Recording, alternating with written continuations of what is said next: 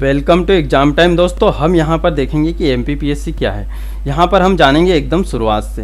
देखिए मैंने यहाँ पर किस प्रकार के क्वेश्चन लिए हैं, है ना।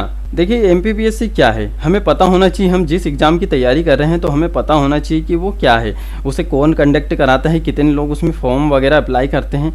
देखिए जैसे कि उसमें शैक्षणिक योग्यता क्या है ना। उसके बाद आयु सीमा क्या है ना, एज क्राइटेरिया उसका क्या है। उसके बाद शारीरिक मापदंड क्या है, परीक्षा का आयोजन किस प्रकार होता है, आरक्षण की क्या प्रोसेस है, कौन सी पोस्ट मिलती है, और परीक्षा की योजना किस प्रकार होती है, मतलब किस प्रकार से इस परीक्षा को पूरा किया जाता है। उसके बाद कितने पेपर होते हैं और फॉर्म कितने भरे जाते हैं और सिलेक्शन कितने को होता है। देखिए हम जो भी एग्ज़ाम की तैयारी कर रहे हो सबसे पहले हमें पता होना चाहिए कि वो क्या है ना, कौन इसका एग्ज़ाम कंडक्ट कराता है, कितने प्रत्येक वर्ष कितने छात्र उसमें फॉर्म अप्लाई करते हैं, है ना, और कितने लोगों का सिलेक्शन होता है। तो हम इस प्रकार से जितने भी एमपीपीएससी की स्ट्रेटजी है सभी पर एक एक वीडियो लाएंगे। आप कमेंट में बता सकते हो, चाहे वो बुक लिस्ट हो, है ना, चाहे वो नोट्स हो, चाहे सिनॉप्सिस हो, चाहे किसी भी प्रकार का एमपीपीएससी रिलेटेड कुछ भी हो, तो मैं एक प्लेलिस्ट बना दूंगा एमपीपीएससी स्ट्रेटजी के नाम से। तो उसमें सारे मेरे वीडियो आया करेंगे, है ना। और साथ में हम एमपीपीएससी की 3 मार्कर की सीरीज अभी स्टार्ट करेंगे थोड़े ही दिन बाद, 2 से 4 दिन बाद, तो आप वो भी देखिएगा। चलिए देखते हैं यहाँ पर एमपीपीएससी क्या है। देखिए जैसे कि मैंने यहाँ पर लिया है कि ये मध्य प्रदेश लोक सेवा आयोग द्वारा आयोजित परीक्षा है। देखिए जिस प्रकार से यूपीएससी भारत की सबसे प्रतिष्ठित परीक्षा है, तो उसी प्रकार हमारी ये क्या है, मध्य प्रदेश की सबसे कठिनतम, प्रतिष्ठित और सम्मानी परीक्षाओं में से एक है ना। तो ये आपको पता होना चाहिए। और सबसे ज़रूरी बात कि ये धैर्य, आत्मविश्वास और निरंतरता की परीक्षा है। यहाँ पे आपको पेशेंस रखना होगा, है ना। क्यों रखना होगा, क्योंकि किसी को 1 साल भी लग सकते हैं, किसी को 2 साल भी लग सकते हैं ना, और किसी को 3 साल भी लग सकते हैं। ठीक है, तो आपको पेशेंस बनाए रखना होगा। ये नहीं कि आपका फर्स्ट बार में ही सिलेक्शन हो जाए। हाँ, बाकी आप अगर निरंतर उसमें लगे रहे तो आपका ये जरूर पक्का है कि आपका सिलेक्शन होगा। ठीक है, आत्मविश्वास आपको बनाए रखना होगा। जैसे कि किसी ने कह दिया कि यार भाई 2 साल से तैयारी कर रहा है, कुछ नहीं होगा, ये नहीं होगा, वो नहीं आएगा, तो आपको अपने अनुसार ही चलना है। अपने खुद पर आपको सेल्फ कॉन्फिडेंस रखना है कि मैं इस परीक्षा को निकाल सकता हूँ, तो आप इस परीक्षा को कर सकते हैं, है ना। और निरंतरता, जैसे कि आपने कोई 1 हफ्ता लिया, उसमें 2 दिन पढ़ाई की, बाकी के 4-5 दिन आपने पढ़ाई नहीं की, है ना, तो इससे नहीं होगा। रेगुलर का टाइम टेबल बनाइए। हाँ, 1 हफ्ते में 1 या 2 दिन का गैप हो सकता है, तो आप रेगुलर टाइम टेबल बनाइए। कुछ नहीं तो थोड़ा बहुत ही पढ़िए, है ना। और सबसे पहले आपको मेंस की तैयारी करनी होगी, तो उस पर भी मैं एक वीडियो बनाऊंगा, तो आप मुझे बताते रहिएगा, मैं उसी पे एक वीडियो बना दिया करूँगा। देखिए जैसे कि मैंने यहाँ पर एक बहुत शानदार कोटेशन लिया हुआ है कि वही हकदार है किनारों के जो बदल दे बहाव धारों के, है ना। तो आप में भी धाराओं के बहाव बदलने की ताकत है, तो आप भी ये एमपीपीएससी कर सकते हो। ठीक है, यहाँ वन डे एग्जाम नहीं है, यहाँ एक रण युद्ध की तरह है। यहाँ पर चक्रव्यूह में घुसना है तो अभिमन्यु की तरह वहाँ पे फंसना नहीं है। अब चक्रव्यूह को तोड़ने का रास्ता आपको पता होना चाहिए। ठीक है, और आप जितना समझ रहे हैं इतना भी कोई कठिन नहीं है। कोई भी परीक्षा इतनी बड़ी नहीं हो सकती कि वो मनुष्य के साहस से बड़ी हो। ठीक है, तो इसी प्रकार हम यहाँ पर देखें। देखिए जैसे कि इसमें संयुक्त परीक्षा होती है। एक होती है हमारी सिविल सेवा परीक्षा और एक होती है फॉरेस्ट वन सेवा। ठीक है, मतलब हमारी फॉरेस्ट से रिलेटेड होती है और एक हमारी सिविल सेवा होती है। देखिए जैसे सिविल सेवा में क्या होता है, जैसे डिप्टी कलेक्टर, डीएसपी, है ना, सीईओ, जनपद पंचायत, नायब तहसीलदार, है ना, चीफ म्यूनसिपल ऑफिसर, इस प्रकार की पोस्ट आती है। और ये राज्य वन सेवा में फॉरेस्ट रेंजर, इस प्रकार की पोस्ट आती है। देखिए तो यहाँ पर क्या होता है, जो भी मैथ्स बैकग्राउंड के जो भी कैंडिडेट होते हैं ना, जिसने जैसे कि बीएससी, बीटेक या एमबीबीएस, है ना, ईटीसी, यानी इस प्रकार के कोई भी लिए हो तो राज्य सेवा परीक्षा में भी अप्लाई कर सकते हैं ना। दोनों का प्रीलिम्स साथ में होता है ना, बाकी मेंस अलग अलग होता है। और अभी तो राज्य वन सेवा का प्रीलिम्स भी शायद प्रीलिम्स नहीं, मेंस से भी शायद ऑब्जेक्टिव टाइप होने लग गया है ना। तो अभी नए सिलेबस के अकॉर्डिंग क्या रणनीति है, तो वो हमें नोटिफिकेशन आएगा तो उस प्रकार पता चलेगा, है ना। बाकी अभी तक जितना जनरली, जिस प्रकार से अभी जनरली होते आया है पिछले 10 सालों से, तो वो मैं आपको बता रहा हूँ। देखिए अब देखेंगे योग्यता। यहाँ पर स्नातक के विद्यार्थी, यानी जिसका भी अभी ग्रेजुएशन हुआ है किसी भी सब्जेक्ट से, इसमें कोई परसेंटेज का कोई भी नहीं है कि आपके 40% हो, चाहे आपके 100% हो, चाहे 60% हो, ऐसा कुछ भी नहीं है इसमें। और जो अंतिम जैसे कि अंतिम वर्ष में है, यानी स्नातक के अंतिम वर्ष में है, तो वो भी यहाँ पर अप्लाई कर सकते हैं। बस इसमें एक छोटी सी डिमांड है कि आपका जैसे कि फाइनल रिजल्ट आते तक आपका रिजल्ट, यानी कॉलेज का जो आपका फाइनल ईयर का जो रिजल्ट है तो वो आपका आ जाना चाहिए। इसी प्रकार हम यहाँ देखेंगे आयु सीमा, है ना। अभी तक तो इसमें आयु सीमा 21 से 40 वर्ष ही है, बाकी आगे का पता नहीं नए नोटिफिकेशन के हिसाब से क्या होगा, है ना। और ओबीसी और एसटी एससी वालों को इसमें ऊपर जैसे 3 साल और 5 साल का इसमें छूट मिलती है ना। तो उसी प्रकार देखते हैं शारीरिक मापदंड। अब देखिए यहाँ पर मैंने लिखा है केवल वर्दीधारी पदों के लिए, ठीक है। तो इसमें केवल वर्दीधारी पदों के लिए ही सिर्फ ये मांगा जाता है कि ऊंचाई कितनी हो, है ना। तो ये इसमें देखिए जैसे कि राज्य वन सेवा में भी ये मांगी जाती है, और उसके बाद जैसे कि वर्दीधारी पद जैसे कि डीएसपी वगैरह की पोस्ट आती है तो उसमें मांगी जाती है। बाकी आपकी हाइट कोई मैटर नहीं करता है ना, आपका वजन कोई मैटर नहीं करता है ना, ठीक है। आप जब भी इसमें अप्लाई कर सकते हैं। देखिए यहाँ पे पुरुष के लिए क्या बताया गया है, यहाँ पे 168 सेंटीमीटर, महिला के लिए 155 सेंटीमीटर, ठीक है। और इसमें चेस्ट वगैरह भी बताया गया है, यानी शायद 85 से लेकर 90 तक का इसमें चेस्ट मांगा गया है पुरुषों के लिए, है ना। अब देखिए जैसे कि अभी तक जो आरक्षण की प्रोसेस है तो वो क्या है, एसटी के लिए 16% और एससी के लिए 16%, एसटी के लिए 20% और ओबीसी के लिए 27% और ईडब्ल्यूएस के लिए 10% यहाँ पर आरक्षण दिया जाता है। तो देखिए यहाँ पर प्रतिवर्ष देखिए जैसे कि अभी 2019 का ही हम देखें तो 3 लाख से ज़्यादा फॉर्म डले हैं ना, तो हर वर्ष इतने ही फॉर्म डाले जाते हैं, 3 से 4 लाख तक के यहाँ पर फॉर्म भरे जाते हैं। अब देखिए जैसे कि यहाँ पर मैंने यही बता दिया गया है कि प्री में 15 गुना और मेंस में 3 गुना। अब देखिए जैसे कि मैं समझाता हूँ, जैसे कि यहाँ पर प्री में क्या है 15 गुना पास किए जाते हैं ना, तो आपको घबराने की जरूरत नहीं है। जैसे कि अगर 300 या 400 पोस्ट भी आए तो आपको घबराने की आवश्यकता नहीं है, क्योंकि यहाँ पर 15 गुना होंगे। और उसमें भी क्या होता है, जिसके नंबर सेम होते हैं, जैसे कि अगर आपके 78 है और किसी सामने वाले व्यक्ति के भी 78 है ना, तो दोनों को ही मेंस देने का मौका मिलेगा यहाँ पर। जैसे कि अभी मानते हैं अभी जैसे कि 500 पोस्ट आई है, ठीक है। अभी 2019 के एग्जाम में हम देखें तो 500 पोस्ट आई है, ठीक है। 500 पोस्ट का यदि हम 15 गुना करें तो लगभग 8000 के करीब हमारा होता है, ठीक है। अगर सेम नंबर वाले अगर कैंडिडेट आ जाते हैं तो उसमें क्या होगा, उसमें कम से कम 2-2.5 हज़ार व्यक्ति तो वैसे ही बढ़ जाते हैं, क्योंकि बहुत लोगों के रहते हैं सेम, है ना। तो इस प्रकार ये देखिए, और जो अपना मेंस होता है ना, तो फिर मेंस में क्या करते हैं, मेंस के इंटरव्यू के लिए सिर्फ मतलब एक पोस्ट के लिए लास्ट में 3 दावेदार बचते हैं, ठीक है। तो इस प्रकार से यहाँ पर होता है, यानी मेंस में फिर 3 गुना पास किए जाते हैं, है ना, जितनी पोस्ट है उसके 3 गुना। इसी प्रकार हम देखेंगे जैसे परीक्षा का आयोजन प्री मेंस प्रत्येक जिले में। देखिए प्रत्येक जिले में कैसे, जैसे कि हमारे यहाँ 52 जिले हैं, तो प्रत्येक जिले में यहाँ पर प्री एग्ज़ाम कंडक्ट कराया जाता है। और फिर उसके बाद क्या होता है, जो मेंस एग्ज़ाम हमारा होता है, तो मेंस एग्ज़ाम क्या होता है, यहाँ कुछ चुनिंदा शहरों में ही किया जाता है, जो हमारे बड़े बड़े शहर है, जैसे ग्वालियर, जबलपुर, भोपाल, इंदौर, है ना, इस प्रकार के शहरों में आयोजन किया जाता है मुख्य परीक्षा का। तो आपकी जो प्रीलिम्स एग्ज़ाम होता है वो पूरा ऑब्जेक्टिव होता है, और किसी भी प्रकार की नेगेटिव मार्किंग यहाँ पर नहीं की जाती है। और आपका जो मेंस होता है ना, तो वो आपका लिखित में होता है, ठीक है। तो वो भी हम बताएंगे कि किस प्रकार से आपको मेंस की तैयारी करनी है। आइए देखते हैं यहाँ पर। देखिए जैसे कि मैंने यहाँ पर लिया है कि प्रारंभिक परीक्षा, मुख्य परीक्षा और साक्षात्कार, ठीक है। तो हम देखेंगे यहाँ वस्तुनिष्ठ प्रकार की होती है, ऑब्जेक्टिव टाइप। OMR सीट पे आपको भरना होता है 400 अंक। देखिए मैंने यहाँ 400 अंक इसलिए बताया है क्योंकि यहाँ पर 2 पेपर होते हैं, एक होता है हमारा CSET, तो ठीक है वो उसके बारे में हम आगे बातचीत करेंगे, मैंने आगे अच्छे से एक्सप्लेन किया हुआ है। अब मुख्य परीक्षा, ठीक है, बस अभी ये याद रखिए कि 400 अंक का होता है।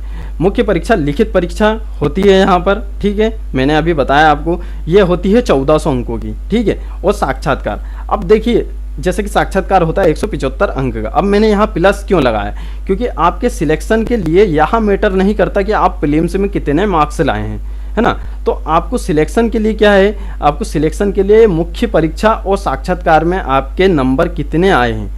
टोटल हमारे हो जाते हैं 1500 नंबर, ठीक है, 1575 नंबर। इसमें से आपके कितने नंबर यहाँ पर आए हैं तो वो यहाँ पर मैटर करता है। तो उसमें से आपके पूरे काउंट होते हैं, उसमें आपकी रैंक डिसाइड होती है ना। और अधिकतर रैंक, इससे भी डरने की आवश्यकता नहीं, अधिकतर रैंक हमेशा फर्स्ट रैंक भी जो लाता है वो भी 1000 से नीचे ही आता है, ठीक है। तो 1000 से ऊपर कभी बाकायदा कभी चल जाता है, बाकी 1000 से ऊपर आज तक कभी मेंस का कट ऑफ गया ही नहीं। कट ऑफ की तो बात ही मत करो, क्योंकि कट ऑफ तो हमेशा 800 से 900 के बीच में ही जाता है। जो फर्स्ट रैंक लाता है वो उसकी बात मैं बता रहा हूँ यहाँ पर। तो ये आपका पूरा 1575 अंकों का यहाँ पर एग्जाम होता है। इसी प्रकार हम देखेंगे जैसे प्रारंभिक परीक्षा। देखिए मैंने यहाँ पर बताया ये GS1 और इधर होता है GS2, या 2 प्रकार के पेपर होते हैं, है ना। तो आपका इसमें भी 100 ऑब्जेक्टिव होते हैं। देखिए जैसे कि यहाँ मैंने बताया 100 प्रश्न 200 अंक के 2 घंटे यहाँ पर आपको दिए जाते हैं। तो इसी प्रकार यहाँ पर भी 100 प्रश्न 200 अंक के और 2 घंटे यहाँ पर आपको दिए जाते हैं, है ना। ये सुबह की शिफ्ट में होता है, दोपहर की शिफ्ट में होता है, ठीक है। तो इसमें क्या होता है, इसमें जीके के क्वेश्चन आते हैं, अधिकतर MP से ज़्यादा आते हैं। तो उसका सिलेबस भी मैं आपको बता दूंगा। अब देखिए यहाँ C-सेट, इसमें क्या आता है, अपना हिंदी आता है, बोधगम्य क्षमता, यानी हमारे जो कॉम्प्रिहेंशन से जो सवाल आते हैं वो यहाँ पर आते हैं, ठीक है। मैथ्स, रीजनिंग और हमारी हिंदी। तो इसके बारे में यहाँ बहुत ही सिंपल क्वेश्चन आते हैं, आप आसानी से इसे क्लियर कर सकते हो। इसके बारे में कोई ज़्यादा वो नहीं है, क्योंकि दोनों में ही माइनस मार्किंग नहीं है किसी भी प्रकार की। और हाँ, एक और डाउट था, जैसे कि एक व्यक्ति मुझसे पूछ रहा था कि क्या MPPSC में अभी अदर कैंडिडेट यानी अदर स्टेट के कैंडिडेट क्या इसमें अप्लाई कर सकते हैं। हाँ, तो बिल्कुल इसमें कर सकते हैं। अभी किसी भी प्रकार का ऐसा कुछ नोटिस नहीं आया है आयोग की तरफ से, तो आप कर सकते हो बिल्कुल, ठीक है। तो यहाँ पर देखिए मैंने क्या लिखा है, प्रत्येक प्रश्न पत्र में 40% यानी 80 अंक अनिवार्य है। ST SC OBC के लिए 30% अंक। देखिए ये क्या चीज़ है, यहाँ पर देखिए जैसे कि मानिए यहाँ पर 100 प्रश्न है, ठीक है, 40 प्रश्न, यानी आपको 40 प्रश्न तो करेक्ट करना ही है दोनों पेपर में।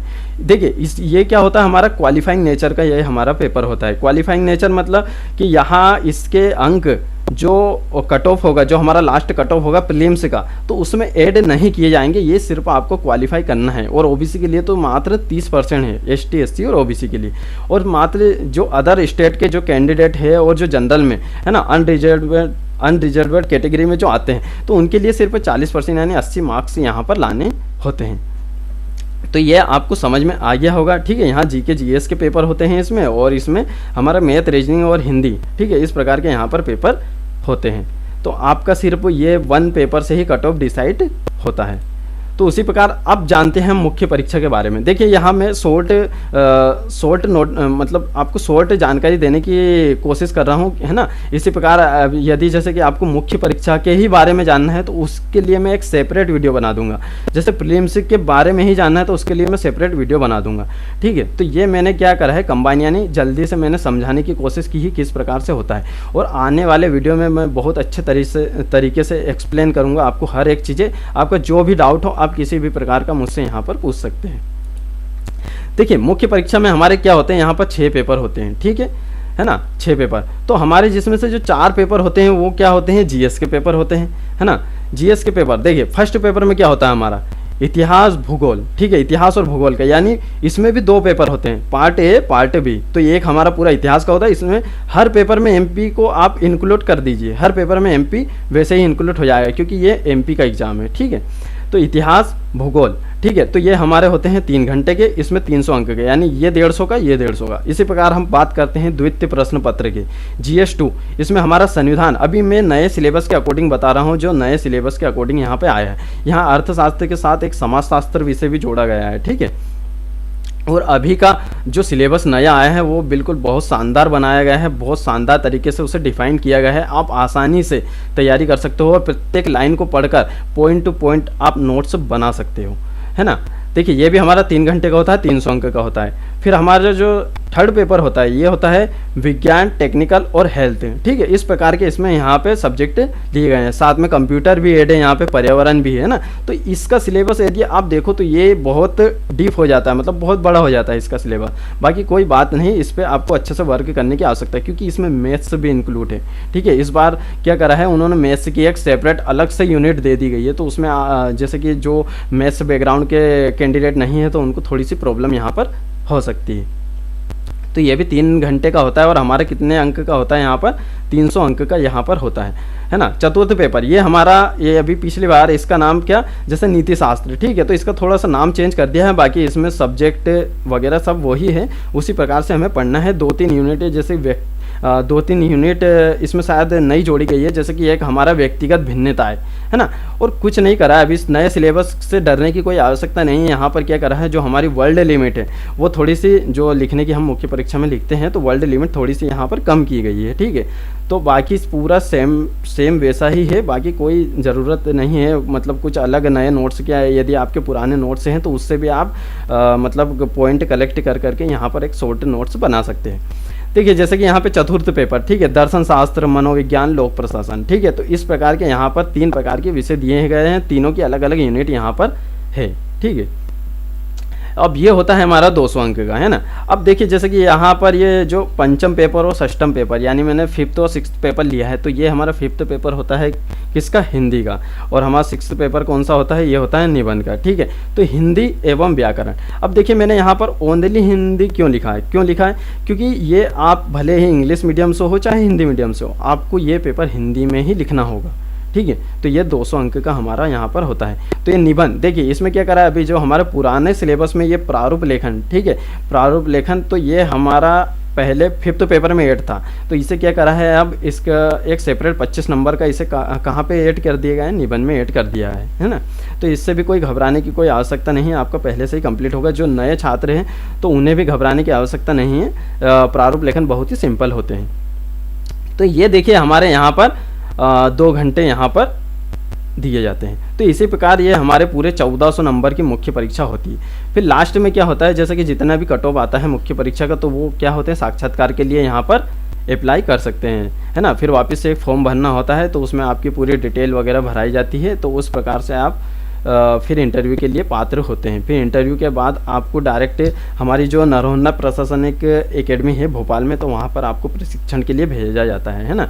तो अलग अलग जगह भेजा जाता है, जैसे जिस प्रकार की आपको पोस्ट मिली होती है।